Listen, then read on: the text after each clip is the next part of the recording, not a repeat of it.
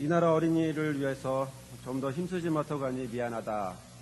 이 말은 우리나라 어린이들을 위해 평생을 바쳐온 한 사람이 세상을 별세하면서 마지막 순간까지도 유언했던 말씀입니다. 이분은 어린이날 하면 생각나는 소파 방정환 선생님입니다. 올해 어린이날은 80주년이라고 합니다. 이런 어린이날은 우리나라뿐만 아니라 새 시대의 주인공이 될 어린이들이 건전하게 성장하도록 격려하는 의미에서 다른 나라에서도 어린이날을 정해놓고 있는 것을 우리는 알고 있습니다. 미국은 5월 1일 날, 그리고 일본은 우리와 같은 5월 5일 날, 그리고 인도는 11월 4일 날 어린이날이 있습니다. 싱가포르와 그리스는 각각 4월과 5월에 어린이 주간을 두고 각종 축제 행사를 벌인다고 합니다. 우리나라 어린이날은 일제 치하에서부터 시작했습니다. 1919년 3.1운동 이후 어린이들에게 민족정신을 고취하기 위한 목적으로 어린이날 제정운동이 일어났습니다. 그 결과 23년에 우리나라 어린이들의 운동의 선구자였던 소파 선생의 주도로 5월 1일을 어린이날로 제정하게 되었습니다. 이렇게 시작된 어린이날은 일제의 강압과 반대로 1927년부터 5월의 첫 일요일에 주일로 변경하게 되었고, 어떤 해는 아예 행사도 못 치르는 경우까지 이르게 되었습니다. 39년에는 급기야는 아예 총독부가 아예 어린이날을 폐지하게 했습니다. 하지만 이 어린이날이라고 하는 소파 선생님의 숭고한 정신은 살아남아서 그 명맥을 계속 유지해왔고, 그리고 나서 해방한 후 이듬해인 46년도 5월 5일에 어린이날을 다시 부활시켰습니다. 또 57년에는 대한민국 어린이 헌장 이것을 만들어 제정해서 선포했고, 또 75년도에는 법정 공휴일로까지 해서 지금에까지 이르게 되었습니다. 평생을 어린이를 위해 헌신한 소파 선생님이 한 일 가운데 가장 으뜸은 무엇이냐면 어린이라고 하는 말을 만든 것입니다. 현재 우리는 어린이라는 말이 가장 편하게 익숙해져 있습니다. 그러나 이 말은 일제 식민지 시대에 우리 어린이 운동을 했던 소파 선생님이 처음 만들어낸 새로운 말로서 21년도에 처음으로 만들어 사용하게 됐습니다. 어린이라는 말은 어른같이 하나의 독립된 인격체이고 존중되어야 할 소중한 인물이라는 의미를 내포한 어린아이의 높은 말입니다. 즉 어린이를 존중한다라는 뜻이 담겨 있습니다. 그때까지만 해도 아해, 아이, 얼라, 그다음에 어린아, 어린 놈, 애놈, 애새끼 이런 말로 애들을 불렀다고 합니다. 그런데 이런 말들 가운데서 어른과 견주어서 비슷하게라도 할 수 있는 그런 뜻을 가질 말이 필요했습니다. 옛날의 말들은 좀 모자르다고 하는 그런 뜻을 담고 있기 때문에 그렇습니다. 그래서 어린이 할 때 이는 높여지는 말입니다. 지금은 잘 사용하고 있지 않지만 늙은이, 그다음에 높으니, 착하니라고 하는 높은 사람을 뜻하는 분이라고 하는 높은 분 이런 뜻으로 사용하고 있습니다. 그래서 국어 사전에서도 보면 어린이라고 하는 말은 어린 아이를 높여서 부르는 말이라는 뜻입니다. 그러니까 우리가 어린이라고 부르지만 실제로는 어린 분 이렇게 부르고 있는 거죠. 당시 어린이들의 상황은 말로 표현할 수 없을 정도로 심각했습니다. 1920년 이후로는 어린이 노동자의 수가 급격히 늘어났고, 또 오랜 시간 동안 노동을 하다가 다쳐도 또 병에 걸려도 아무런 보상도 받지 못했고, 또 돈도 조금밖에 받지 못했습니다. 당시 일제는 우리나라에 공장을 많이 세우고 그곳에 많은 어린이들을 노동자로 부려먹기 시작했습니다. 1943년 6월 통계를 보면 노동자 30명 이상 되는 공장에 어린이 노동자는 무려 24.3%에 달할 정도였습니다. 즉 노동자 4명 중 한 사람은 어린이라는 겁니다. 이처럼 교육을 받고 즐거이 놀아야 될 그런 상황에, 행복해야 될 시간에 우리 어린이들은 심한 노동에 시달려 했던 것입니다. 이런 극한 상황에서 우리 소파 선생님이 가졌던 이 생각은 정말 시대를 앞서는 생각이었고 또 고귀한 생각이고 정신이었습니다. 그러기에 이런 선구자가 우리나라에 있었다라는 것은 정말 자랑스럽고 또 가슴 뿌듯하게 합니다. 그러나 이런 자랑스러운 분이 우리나라에만 있는 것이 아니라 성경을 보면 성경 안에도 있습니다. 소파 선생님이 이 100년을 앞섰다면 이분은 2000년의 시간을 앞선 분입니다. 그분은 바로 우리 예수님이십니다. 당시의 상황은 성경에서 보듯이 남자의 수만 세어서 5,000명, 4,000명이라고 했던 오병이어의 기적에서 보듯이 어린이는 숫자에도 들어가지 않은 상황이었습니다. 한마디로 어린이는 사람 취급을 받지 않은 그런 시대였습니다. 이런 시대의 예수님은 마가복음 9장에서 제자들이 서로 크다고, 자기가 서로 크다고 서로 싸우고 있을 때 제자들을 불러놓고 이렇게 말씀하셨습니다. 누구든지 첫째가 되고자 하면 모든 사람의 꼴찌가 되어서 모든 사람을 섬겨야 한다. 그리고 어린아이 하나를 데려다가 그들 가운데 세워놓고 그들을 껴안으면서 제자들에게 이렇게 말씀하셨습니다. 누구든지 내 이름으로 이런 어린이들 가운데 하나를 영접하면 나를 영접하는 것이요, 누구든지 나를 영접하면 나를 영접하는 것보다 나를 보내신 분을 영접하는 것이다. 그리고서 또 예수님은 하나님의 뜻이라고 말씀하셨는데 어린아이에게는 나타내신 것을 이것은 지혜롭고 슬기로운 자들에게 숨기시고 또 어린아이에게는 나타나심을 감사하나이다. 올소이다. 이렇게 된 것은 아버지의 뜻이니이다. 이렇게 예수님이 말씀하실 정도였습니다. 어떤 사람이 자기 아기를 예수님에게 데려와서 안수해주고 만져주기를 원할 때에 제자들은 막았습니다. 그 막는 모습을 보면서 우리 예수님은 화를 내셨습니다. 마가복음 10장에 어린이들을 내게 오는 것을 허락하고 막지 말아라. 하나님의 나라는 이런 사람들의 것이다.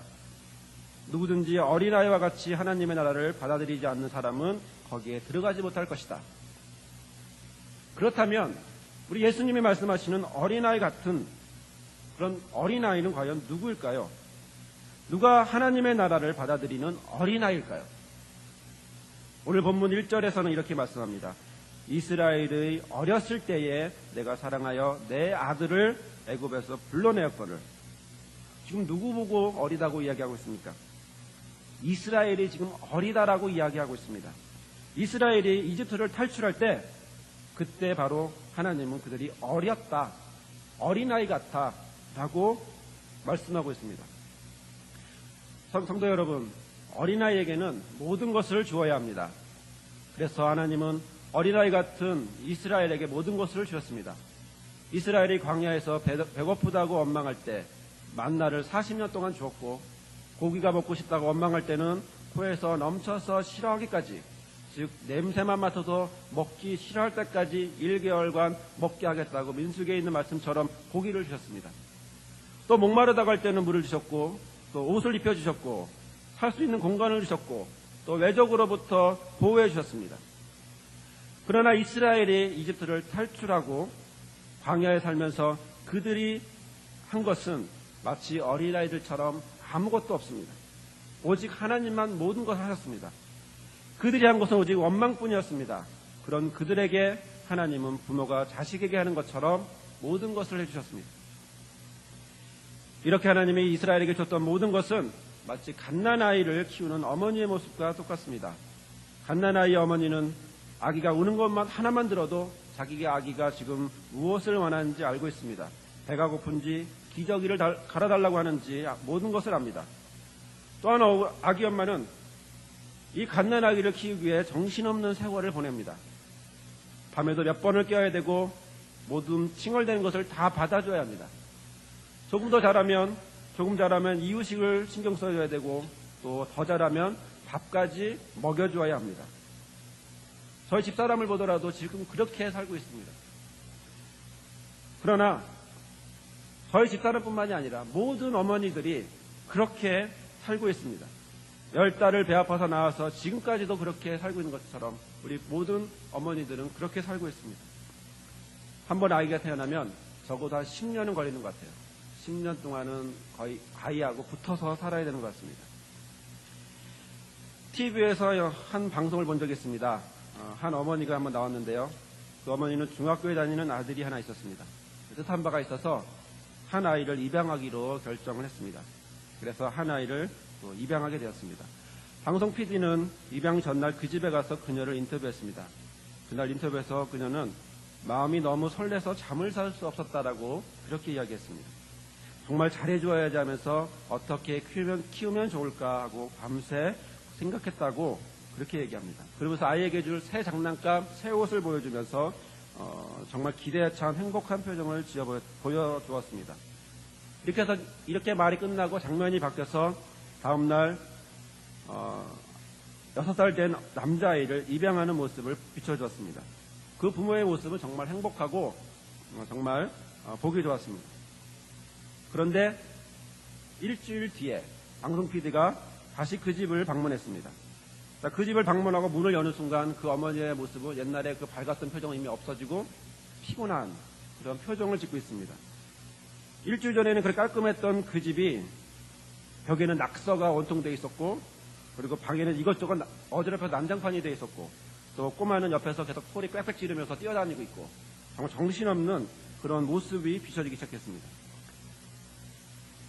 방송 PD는 이제 그 어머니에게 한번 물어봅니다. 지금 심정이 어떠냐고 물어봅니다. 딱 보면 알 텐데 참 짓궂기도 합니다. 이때 어느새 왔는지, 이 질문을 하고 있는데 이때 어느새 왔는지 이 꼬마가 와서 또 그 어머니의 머리를 잡아당기고 있었어요. 잡아당기고 있으니까 이걸 어떻게 방송이니까 뭐 하지도 못하면서 가만히 이게 조용하게 이렇게 얘기합니다. 그냥 좋기도 하고 또 나쁘기도 하고 이렇게 얘기하더라고요. 하나님은 아기를 키우는 어머니와 같습니다. 성경은 그 어머니가 그 하나님이 우리를 낳았다라고 말씀하고 있습니다.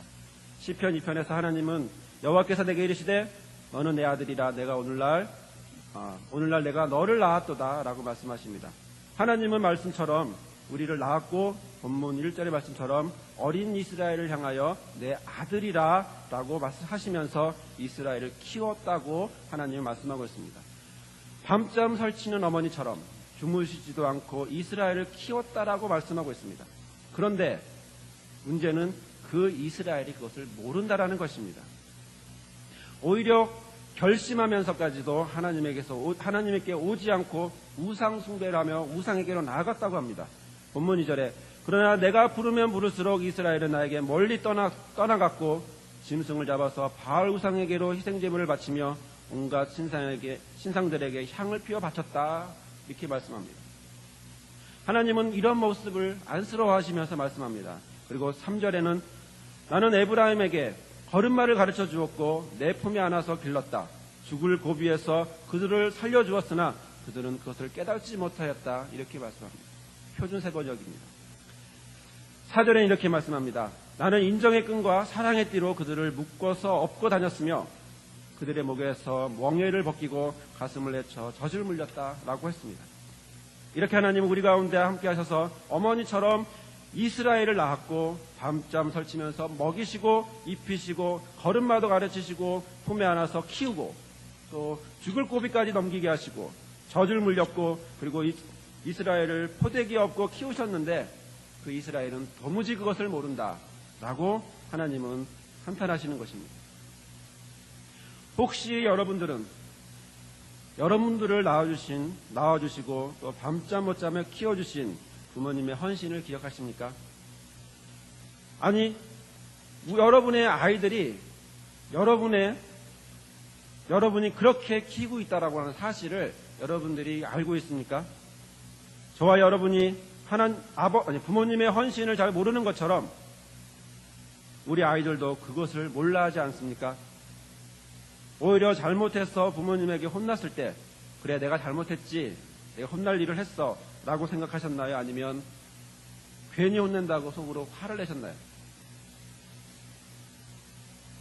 그런데 이런 모습을 바로 우리 자녀에게도 현재 우리 자녀들에게도 보고 있지 않습니까? 오늘 본문을 통해서 보면 이스라엘은 이런 모습을 하고 있습니다. 본문 3절에서 저희가 알지 못하였도다라는 말씀처럼 그들은 모릅니다. 아니 모르는 것이 아니라 아예 결심해서 우상에게로 가서 제사 드리겠다고 하고 또 7절의 말씀에서 보면 내 백성이 결심하고 내게서 물러가나니 비록 저희를 불러 위에 계신 자에게로 돌아오라 할지라도 일어나는 자가 하나도 없도다 합니다. 하나님이 돌아오라고 해도 돌아오겠다라고 결심하는 사람이 아무도 없다라는 것입니다. 호세아 선지자는 솔로몬 시대 이후에 이스라엘의 역사상 가장 전무후무하게 번영기를 누렸던 여로보암 2세 때 있었던 선지자입니다. 그러나 당시는 번영은 했지만 영적으로는 완전히 타락하고 무상숭배가 만연하고 또 사회는 정의롭지 못했습니다. 그런 가운데 하나님은 이 호세아를 부르시고 호세아에게 말씀하시고 그 말씀을 순종한 호세아는 음란한 여인 고멜이라고 하는 여인을 받아들여 결혼을 합니다. 그러나 고멜은 계속 집에 있지 않고 계속 집을 나갑니다. 계속 음란에 빠집니다. 그러면 호세아는 계속 가서 그를 찾아 헤매고 그리고 다시 집으로 돌아오겠습니다. 이것은 마치 이스라엘의 영적 간음, 즉 우상숭배에 빠져있는 모습을 규탄하는 것이었고 그리고 거기서 회개하고 돌아오기를 바라는 하나님의 마음을 표현하는 것이었습니다. 이것은 그의 이름 호세아라는 이름이 여호와는 구원이시다 라는 뜻을 가지고 있는 것처럼 하나님의 당신의 신실하심과 사랑으로 영적인 간음으로 타락한 이스라엘을 구원하시려는 계획을 보여주시는 것입니다. 그래서 하나님은 결심하고 하나님에게로 돌아오기를 거절하는 이스라엘을 향하여 8절에 이렇게 말씀합니다. 에브라임아 내가 어찌 너를 버리겠느냐, 이스라엘아 내가 어찌 너를 원수의 손에 넘기겠느냐. 이는 마치 우리의 부모님이 밤잠 못 자며 우리를 키우신 헌신과 사랑을 모른다고 해도 우리 부모님이 우리를 버리지 않은 것처럼, 또한 우리 자녀들이 모른다고 해서 우리 자녀를 버릴 사람이 우리 중에 아무도 없는 것처럼 우리 하나님은 이스라엘을 버리지 않겠다라는 것입니다. 오히려 오지 않겠다고, 집으로 오지 않겠다고 결심하는 그런 이스라엘을 향하여, 우상숭배하겠다고 결심하는 그런 이스라엘을 향하여 하나님은 오히려 끝까지 버리지 않겠다라고 하는 하나님의 심정을 표현하고 있습니다. 하나님은 8절에 말씀합니다. 너를 버리려고 하여도 나의 마음이 허락하지 않는구나. 너를 불쌍히 여기는 내 긍휼이, 내 애정이 나의 속에서 불길처럼 강하게 솟아오르는구나. 아무리 화가 나도 화나는 대로 할 수 없구나.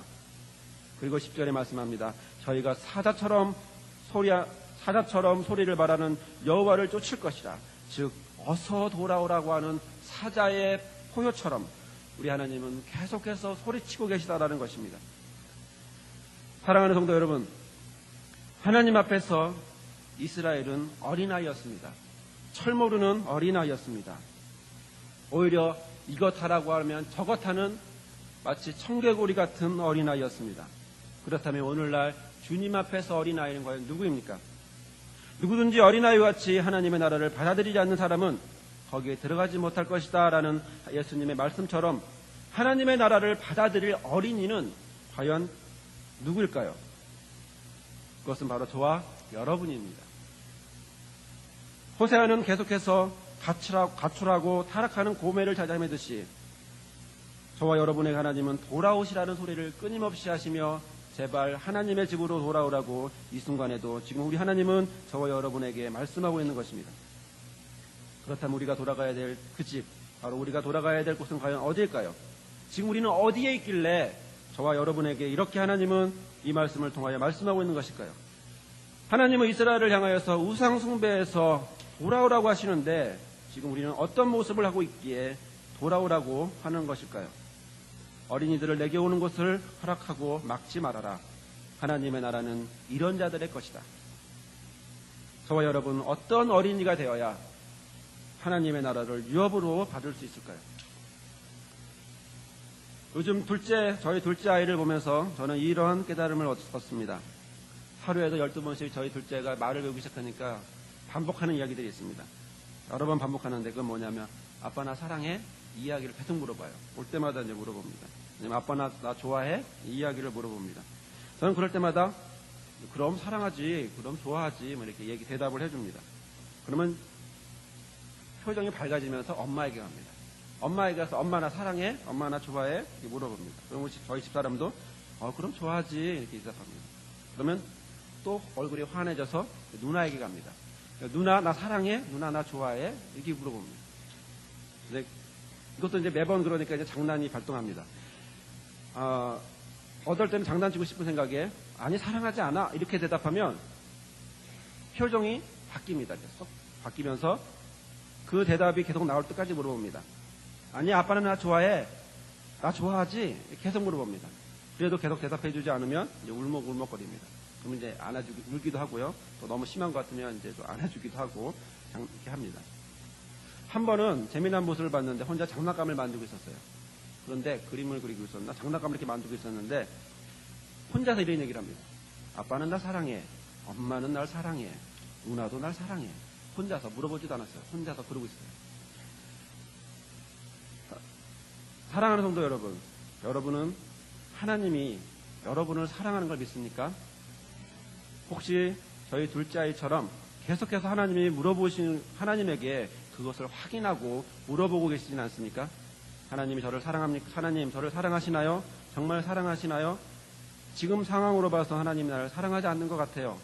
정말 사랑하는 건 맞아요? 그러다가 조금 더 어려워지고 조금 더 힘들어지면 하나님이 나를 사랑하지 않아. 확신에 찹니다. 하나님이 나와 함께 해주지 않아. 아주 끝없는 확신을 갖고 속으로 생각합니다. 하나님은 내 기도를 들어주지 않아. 그렇지 않다면 어떻게 내가 이렇게 힘들 때 조금도 나를 도와주지 않는 거야. 이는 분명 하나님이 살아있지 않은 거야. 내 신앙이 정말 신앙은 정말 가짜야. 이런 의심을 하기 시작합니다. 사울왕은 다윗을 시기할 때부터 의심하기 시작했습니다. 사무엘상 18절 9절의 말씀을 보면 그날부터 다윗은 다윗을 시기하여 주목하기, 여기서 주목하기는 의심하기입니다. 의심하기 시작하였다 합니다. 또 베드로는 무리를 걸어오시는 예수님을 보면서 저도 무리를 걷게 해달라고 얘기했고 예수님이 오라고 하자 무리를 걸어갈 때에 옆에 바람과 풍랑을 보면서 빠집니다. 그때 손을 내밀면서 우리 예수님은 이렇게 말씀합니다. 믿음이 적은 자여 왜 의심하였느냐. 여기서 의심이라는 말은 디스타조라고 하는 말인데 이것은 두 번이라는 뜻을 갖고 있는 디스라는 말에서 유래한 것입니다. 이 말은 마음이 한결같이 한 가지만을 가지고 있지 못한 상태를 말합니다. 즉 두 가지의 마음이 같이 갖고 있는 마음을 상태를 말합니다. 처음의 생각이나 각오는 버려버리고 중간에 마음이 바뀌는 것, 중간에 마음이 선회하고 엉뚱한 데로 가는 것을 말합니다. 그래서 로마서는 의심하고 먹는 자는 정죄되었나니 이는 믿음으로 쫓지 아니한 연고라. 믿음으로 쫓아 하지 아니하는 모든 것이 죄니라라고 말씀하셨습니다. 결국 의심은 자기 내면에서 믿음을 흔들고 또 하나님 앞에서 모든 사람들 앞에서 떳떳하게 행동할 수 없는 일을 하게 하는 데까지 확대되게 만들고 그래서 바울은 이러한 비양심적인 행위를 죄라고 이것은 죄다 모든 것이 죄다라고 의심하는 것은 죄다라고 로마서 14장에서 말씀하고 있는 것입니다. 그러므로 믿음과 의심은 절대 하나가 될 수 없습니다. 세상에서는 사람을 생각하는 갈대다 이렇게 얘기했지만 저는 다른 말로 표현해서 의심하는 갈대다 이렇게 표현하고 싶습니다. 이런 사람은 두 가지의 마음을 갖고 있는 사람입니다. 이런 사람은 하나님 앞에 기도를 해도 하나님이 들어주지 않습니다. 야고보서 1장 6절 이하에 보면 오직 믿음으로 구하고 조금 더 의심하지 말라. 의심하는 자는 마치 바람에 밀려 요동하는 바다 물결 같으니 이런 사람은 무엇이든지 죽게 얻기를 생각하지 말라. 두 마음을 품어 모든 일에 정함이 없는 자로다 라고 말씀하는 것입니다. 여기서 나오는 의심, 디아크리노라고 하는 말은 역시 기도하는 자의 마음과 기도하는 내용 이 두 가지가 서로 달라서는 안 된다라는 말씀입니다. 이런 말씀은 마치 바람에 밀려 요동하는 바닷물결 같다고 하는 것입니다. 어떨 때는 아무 일 없이 잠잠해 있다가 어떨 때는 그냥 험상궂게 변모해버리는 바닷물결처럼 믿을 수 없는 불안정한 모습을 보이는 것입니다. 의심이라는 것은 바다처럼 또한 끝없고 한이 없는 모습을 갖고 있기 때문에 그렇습니다. 정함이 없다라고 하는 이 말은 또한 정함이 없는 자라고 하는 아카타스타토스라는 말에서 나왔습니다. 세워져 있지 않은, 즉 불안정한, 그리고 불안정해서 변하기 쉬운 그런 뜻을 갖고 있습니다. 이것은 어디로 가야 할지 방향을 제대로 판단하지 못하고 방황하는 삶을 의미합니다. 같은 의심이라는 말이 조금씩 차이는 있지만 그러나 앞에서 나왔던 디스타조, 디아크리노라고 하는 말 그리고 뒤에 나오는 아키타스타토스라고 하는 이 말도 역시 한 가지, 두 가지의 마음을 가지고 있고 흔들리고 불안전하다, 불안정하다라는 것을 표현하고 있습니다. 이런 사람은 처음에 하나님 앞에 하나님 의지하고 열심히 기도합니다. 그러나 그렇게 열심히 기도했던 것은 상황에 따라 여러 가지 조건에 따라 변하기 시작합니다. 인간의 방법으로 강구하는 이러한 기도의 모습은 변덕을 부리기 시작합니다. 비록 하나님은 후회 주시는 분이지만 이렇게 기도하는 두 가지의 마음을 품고 기도하는 사람은 말은 믿음 있는 기도인데 속은 믿음 없으면 의심으로 가득 차 있으면 하나님이 그 기도를 응답해 주지 않습니다. 하나님은 이렇게 두 마음을 품는 사람을 좋아하지 않습니다. 성도 여러분, 저와 여러분은 순간순간 가지게 되는, 그래서 여기에서 하나님에게로 돌아오라고 하는 하나님의 말씀을 듣습니다. 의심이라고 하는 불신으로 고개를 돌리지 말고 오직 하나님만 쳐다보며 하나님에게로 돌아오라고 오늘 성경은 말씀하고 있습니다. 지금 이 순간에도 나를 사랑해 주시고 나와 함께 해주시고 또 그렇게 해주시는 우리 하나님에게로 온전한 믿음으로 돌아가야 합니다. 내가 어떤 상황에 있더라도 나와 함께 하시고 나를 지켜주시는 하나님이 나를 인도해 주시고 또한 이끌어 주시기 때문에 그렇습니다. 그곳은 바로 하나님의 나라, 하나님의 집입니다. 본문 끝절에 나오는 11절에 하나님은 내가 저희로 각 집에 머물게 하리라. 이 말은 내가 끝내 그들을 고향집으로 돌아오게 하겠다라는 말씀입니다. 우리가 의심의 자리에 있다 할지라도, 그리고 내가 이런 모습을 하고 있다 할지라도 하나님이 이스라엘을 불러오신 것처럼 우리를 아버지의 집에 예수님이 말씀하셨던 그 하나님의 나라에 있게 해주시겠다고 말씀하시는 것입니다.